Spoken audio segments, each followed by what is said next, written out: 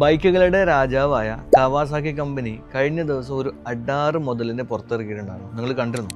റോബോട്ടിക്സിന് artificial ഇന്റലിജൻസിലുണ്ടായ ഒരു സന്താനം. അതാണ് Kawasaki കോർലിയോ.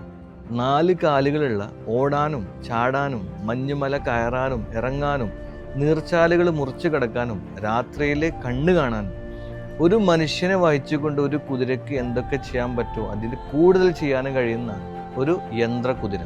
നമ്മൾ നാളെ എന്ന് കരുതുമ്പോഴേക്കും മറ്റന്നാൾ എത്തിച്ചേരുന്ന വേഗതയിലാണ് ആർട്ടിഫിഷ്യൽ ഇന്റലിജൻസ് ഇപ്പോൾ പോയിക്കൊണ്ടിരിക്കുന്നത്. അതൊരു അശ്വമേധമാണ്.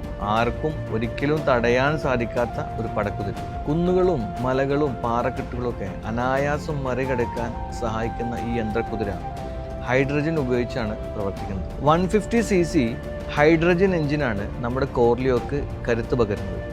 ഇപ്പോൾ നമ്മുടെ കോർലിയോ ഒരു കോൺസെപ്റ്റ് മോഡലാണ്.